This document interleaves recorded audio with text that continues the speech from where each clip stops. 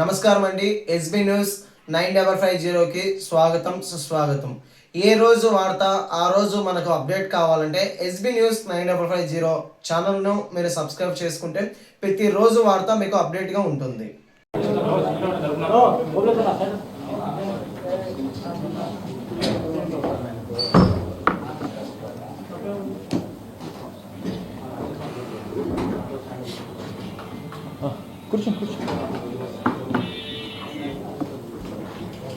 ఆయన కూడా కూర్చోపెట్టండి ఇక్కడ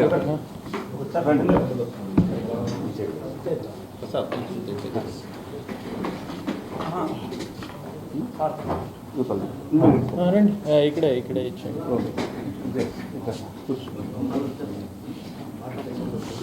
2 minutes కేసు మీతో డిస్కస్ చేయాలి.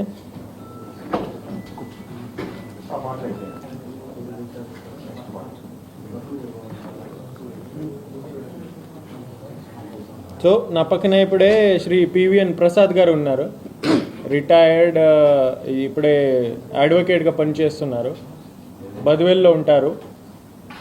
ప్రసాద్ గారితో ఒక నేరాలు జరిగింది, డిజిటల్ అరెస్ట్. 72,68,000 అమౌంట్ పోయింది. దీంట్లో మెయిన్ ఫస్ట్లే మీకు చెప్తాను, ప్రసాద్ గారు చెప్తారు. లాస్ట్ టైం పులివెందులలో మనమే ఒక డిటెక్షన్ చేసాము డిజిటల్ అరెస్ట్ కేసులో. అక్కడ కూడా ఒక రిటైర్డ్ టీచర్స్తో ఇది జరిగింది. మీరు పెట్టిన వీడియోస్, మీరు పెట్టిన అవేర్నెస్ మెటీరియల్ చూసుకొని ప్రసాద్ గారికి నాతో కూడా ఇది సేమ్ జరుగుతుంది అది అర్థం వచ్చింది. అప్పుడే ఆపారు డబ్బు. అప్పటి నుంచి డబ్బు ఇవ్వలేదు, పోలీస్కి అప్రోచ్ అయ్యారు. లేకపోతే ఇంకా డబ్బు ఇచ్చేవారు ఆ అవేర్నెస్. సో మీకు కూడా ఫస్ట్ నేను థ్యాంక్స్ చెప్తాను. మీ వల్ల ఈ అవేర్నెస్ వచ్చింది. ఒక అట్లీస్ట్ సమ్ ఒక విక్టిమ్కి అవేర్నెస్ వచ్చింది, సమ్ డబ్బు సేవ్ అయింది. లేకపోతే ఇంకా డబ్బు ఇచ్చేవారు ఆయన. సో మేము ప్రసాద్ గారికి రిక్వెస్ట్ చేస్తాను, ఏం జరిగింది ఒకసారి అందరికీ బ్రీఫ్ చేయండి. ప్రసాద్ గారు. అందరికీ నమస్కారం అండి. నా పేరు పివిఎన్ ప్రసాద్, సీనియర్ అడ్వకేట్ను. 1981 నుంచి నేను ప్రాక్టీస్ చేస్తున్నాను, బోత్ సివిల్ అండ్ క్రిమినల్ సైడ్లో. నాకు 8/9/2025 తేదీన బెంగళూరు ఇందిరానగర్ పోలీస్ స్టేషన్ నుంచి ఒక కాల్ వచ్చింది. మీ మీద ఒక కేసు రిజిస్టర్ అయిపోయింది, మీ ఆధార్ నెంబరు ఇదే కదా అని ఆధార్ నెంబర్ నాకు చూపించినారు. ఆ ఆధార్ నెంబర్ పేరు చేసుకొని ఒక కేసు రిజిస్టర్ చేసినారు, ఎఫ్ఐఆర్ కూడా రిజిస్టర్ చేసింది. మీరు ఉమెన్ ట్రాఫికింగ్ కేసులో ఇన్వాల్వ్ అయినారు, మీరు ఇల్లీగల్ మెసేజ్ కూడా పంపిస్తున్నారు అని నాకు ఫోన్ చేసినారు మదన్ కుమార్ అనే అతను. ఆ తర్వాత అతను ఒక 3 hours నాతో ఇన్వెస్టిగేషన్ చేసినారు, ఇంటరాగేషన్ చేసినారు. నేను చెప్పిన నాకేం సంబంధం లేదండి, నేను ఎప్పుడు బెంగళూరు కూడా పోయినోండి కాదు. నా ఆధార్ కార్డు అంటే మేము రైల్వే స్టేషన్కు, రిజర్వేషన్కు, ఈ దేవాలయాలకు పోయేటప్పుడు రిజర్వేషన్కు మేము ఇచ్చింటాము.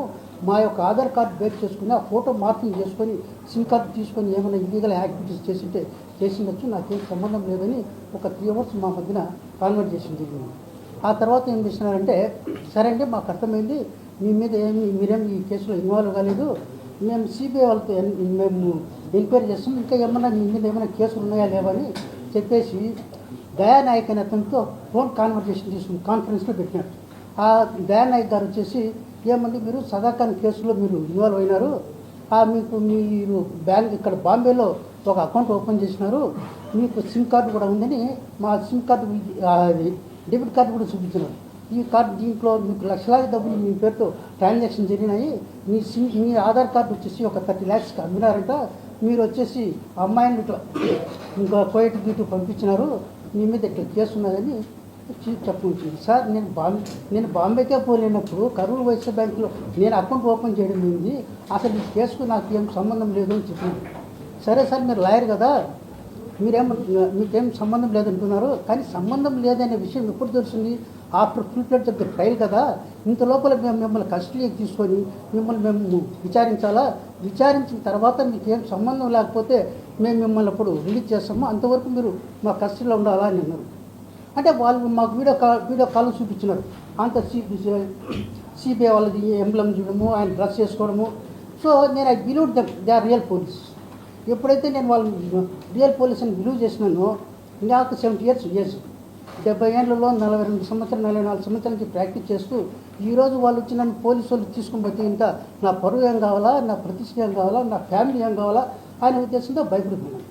భయపడిపోయిన తర్వాత వాళ్ళు మదన్ కుమార్ అనే అతను ఏం చెప్పారంటే, సార్ మీరు ఏం నేరం చేయలేదు, కానీ మీకు ప్రయారిటీ ఇన్వెస్టిగేషన్ అనేది ఒకటి ఉన్నది, మీరు ఒక అప్లికేషన్ ఇవ్వండి ప్రయారిటీ ఇన్వెస్టిగేషన్కు, ఆ తర్వాత ఇన్వెస్టిగేషన్ చేస్తారు, చేసిన తర్వాత మీకేం సంబంధం లేకపోతే మిమ్మల్ని మీ కేసు క్లోజ్ చేసేస్తామని చెప్పినారు. దాంట్లో దయానాయక్ గారు వచ్చేసి ప్రయారిటీ ఇన్వెస్టిగేషన్ సెక్యూరిటీ డిపాజిట్ కింద డబ్బులు కావాలా మీరు పంపాలని సుప్రీంకోర్టు అంటే కొన్ని కేసులు చూపించినారు. ఏది మాకు నా మీద కేసు రిజిస్టర్ అయింది, తర్వాత సాధారణ కేసులో అతను అరెస్ట్ అయింది, అతని స్టేట్మెంట్స్ ఇవన్నీ చూపించి మమ్మల్ని అనేక రకాలుగా భయభ్రాంతులకు గురి చేసినారు. ఇంకా అంతేకాకుండా ఈ విషయాలు మీరు ఎవరు చెప్పడానికి లేదు, మీరు ఎక్కడున్నా మాతో మాట్లాడాలంటే కనుక ఒక రూమ్లో కూర్చొని మీరు మాట్లాడాలా, వేరే వాళ్ళకి తెలియదు, ఒకవేళ తెలిసి కనుక ఇది నేషనల్ సీక్రెట్ని బ్రేక్ చేసినట్లయితే అది మళ్ళీ ఒక నేరం అవుతుంది, పైపొచ్చి మా వాళ్ళంతా ఇక్కడ చూస్తూ ఉంటారు, మీరు ఏమన్నా చెప్పినారంటే దీనికి అవతలకు మిమ్మల్ని మేము తీసుకుని పోయి ఎన్కౌంటర్ చేసేస్తాము, ఇది చాలా సీక్రెట్, చాలా సివియర్ అఫెన్స్ కూడా ఇది, ఇట్లాంటి కేసులలో బెయిల్ కూడా రాదు కదా, మీరు లాయర్లు మీకు తెలుసు కదా అని ఆ విధంగా అంటే నా ఈ వయసును పట్టుకొని నా యొక్క వీక్నెస్ వాళ్ళు క్యాచ్ చేసుకున్నారు. ఏది పరువు పోతుంది అనే ఒక పాయింట్ మీద వాళ్ళు నాతో ఈ విధంగా తీసుకుని దాదాపు దప్పదప్పాలుగా 72 లక్షల రూపాయల వరకు తీసుకున్నారు. తర్వాత మీ వీడియోలో చూసిన తర్వాత ఓహో నేను కూడా అట్లా మోసపోయానని చెప్పి మళ్ళీ ఎస్పీ గారికి నేను చెప్పడము, తర్వాత డిఎస్పీ గారిని కలిసడము, వారి యొక్క సలహాల మేరకు మేము సైబర్ క్రైమ్ సిఐ గారిని లోకల్ సిఐ గారిని కలిసడం జరిగింది. తర్వాత మేము కంప్లైంట్ ఇచ్చినాము, కంప్లైంట్ ఇచ్చి 8వ తేదీ కంప్లైంట్ ఇచ్చిన 8/12/2020 కంప్లైంట్ ఇచ్చినాను. అతి స్వల్ప వ్యవధిలోనే మరి చాలా కృషి చేసి వాళ్ళని కొంతమందిని అరెస్ట్ చేయడము, కొంత అమౌంట్ కూడా సీజ్ చేయడం జరిగింది. నా 44 సంవత్సరాల లీగల్ ప్రాక్టీస్లో దట్టు నేను క్రిమినల్ కేసులు చేసే లాయర్ అయినప్పటికీ కూడా నన్నే వాళ్ళు బోల్తా కొట్టుతున్నారంటే ఇంకా మీరు ఆలోచించండి. 3 hours నన్ను ఇంటరాగేట్ చేసినారు. అంటే నేను నా మైండ్ సెటప్ డిఫెన్సివ్ పని లేకపోయింది. అని నేనేం తప్పు చేయలేనప్పుడు నేను ఎందుకు డబ్బు కట్టాలా అనే కాన్సెప్ట్ నా పిల్లకాయలకి రానికుండా నన్ను బ్లాక్ చేసేస్తున్నారు. చేసి మా దగ్గర తీసుకున్న డబ్బు కూడా వాళ్ళు రిసిప్ట్ పాస్ చేసి వచ్చినారు. ఇంకోటి ఏమంటే మనం అంతా క్యాష్ ఇవ్వడం లేదు కదా, అంతా ఆర్టిక్ చేస్తున్నాం కదా, సో మనకు అమౌంట్ కూడా సెక్యూరిటీ ఉంటుందనే ఉద్దేశంతో చేసినాము. తర్వాత మీ యొక్క సహాయ సహకారాలతో మీరు తెలిపిన ప్రకారము నేను కూడా అలర్ట్ అయిపోయినాను. లేకపోతే ఆ దయానాయక్ అనే వాళ్ళు మీరు అమౌంట్ పంపడం అనేది చాలా లేట్గా చేసినారు, అందుకు మీకు 24 లక్షల రూపాయలు పెనాల్టీ వేసినారు, అది కూడా మీరు పెనాల్టీ కట్టాలన్నారు. అప్పుడు నేను అలర్ట్ అయినా, మీ వీడియో చూసి అలర్ట్ అయినాను. ఇన్హౌ మీ యొక్క వీడియో ద్వారా మేము తెలుసుకున్నాము, మమ్మల్ని కూడా అలర్ట్ చేసినారు. ఈ విషయాన్ని అందరికీ కూడా తెలియజేస్తారని కోరుకుంటూ మరి ఈ యొక్క కేసు డిటెక్షన్లో మన ఎస్పీ గారు, డిఎస్పీ గారు, సైబర్ క్రైమ్ సిఐ గారు, బద్దల్ సిఐ గారు, పోలీస్ స్టాఫ్, SI1, SI2 గారు కూడా చాలా కష్టపడి వాళ్ళని పట్టుకోవడం కూడా జరిగింది. కొంత అమౌంట్ కూడా తీసుకుని వచ్చినారు.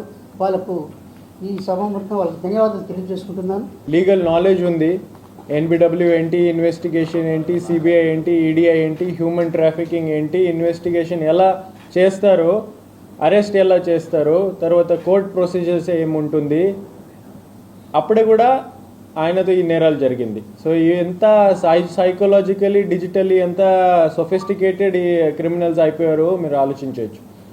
సో దీంట్లో మన దగ్గర ఈ మీ ద్వారా అవేర్నెస్ క్రియేట్ చేసిన తర్వాత ఆయనకి అవగాహన వచ్చింది, నాతో కూడా ఈ ఫ్రాడ్ అవుతుంది. సో మనకి కాంటాక్ట్ అయితే ఇమీడియట్లీ క్రైమ్ నెంబర్ 450/25 బద్వేల్ మనమే రిజిస్టర్ చేసాము, ఇన్వెస్టిగేషన్ లాంచ్ చేసాము. ఇన్వెస్టిగేషన్లో మనమే 14th రోజు ఇప్పుడు జస్ట్ 9 అక్యూస్డ్ని మనమే అరెస్ట్ చేయడం జరిగింది. ఫ్రమ్ బెంగళూరు, ఫ్రమ్ కేరళ, వీళ్ళ ఒరిజిన్ అక్కడే ఉన్నాయి. సో 9 అక్యూస్కి అరెస్ట్ చేసి జ్యుడిషియల్ రిమాండ్స్కి పంపించడం జరిగింది. పండగలు ఉన్న కాబట్టి మనం ప్రెస్ మీట్ పెట్టలేకపోయాము ఆ టైం. సో మీ ముందు ఇప్పుడే ప్రొడ్యూస్ చేయట్లేదు, వీళ్ళకి ఆల్రెడీ మనం రిమాండ్ చేసాం జ్యుడిషియల్ కస్టడీలో. దీంట్లో 72,68,000 పంపించారు. 5,50,000 వరకు మనమే ఇప్పటి వరకు రికవరీ చేయడం జరిగింది. Phones, ATMs, SIM cards, laptops, vehicles ఇవన్నీ సీజ్ చేయడం జరిగింది. ఇది మోడస్ ఆపరెండి చూస్తే చాలా ప్రొఫెషనల్ ఉన్నారు అన్నారు. ఇంతకు ముందే ఈ అవుట్ ఆఫ్ 9 మెంబర్స్ 6 మెంబర్స్ ఇంతకు ముందే క్రిమినల్ సిమిలర్ సైబర్ క్రైమ్లో ఇన్వాల్వ్ అయి ఉన్నారు. వీళ్ళకి కొంతమందికి అరెస్ట్ చేసి రిమాండ్ కూడా చేయడం జరిగింది డిఫరెంట్ పోలీస్ ఆర్గనైజేషన్స్ ద్వారా. సో ఈ డిజిటల్ అరెస్ట్ మళ్ళా వస్తూ ఉంది. మీరు ఫలానా క్రైమ్లో ఇన్వాల్వ్ ఉన్నారు, ఫలానా యాక్షన్ మనం తీసుకున్నాము, మీకు అరెస్ట్ చేస్తాము, ఫ్యామిలీకి అరెస్ట్ చేస్తాము, ఢిల్లీ తీసుకుని పోతాము, బెంగళూరు తీసుకుని పోతాము, ఎన్కౌంటర్ చేస్తాము. ఇట్లాంటి ఫేక్ ఫ్రాడ్ సినారియో క్రియేట్ చేసి వీడియోలో కూడా అంత మూవీ అలాగే సినిమా అలాగే అంత సెట్ క్రియేట్ చేసి నేరాలు చేస్తున్నారు. రిపీటెడ్గా అన్ని పోలీస్ శాఖ ద్వారా అన్ని ఇన్వెస్టిగేషన్ ఏజెన్సీస్ ద్వారా మనం అవేర్నెస్ క్రియేట్ చేస్తున్నాము. మీకు కూడా చాలా బాగానే సహాయం ఉంది దీంట్లో. This case is an example of it. So రిపీటెడ్గా పోలీస్ తరఫు నుంచి మనం సిటిజన్స్కి ఒకటే మ్యాటర్ చెప్తాను, డిజిటల్ అరెస్ట్ అట్లాంటి కన్సెప్ట్ ఏమీ లేదు.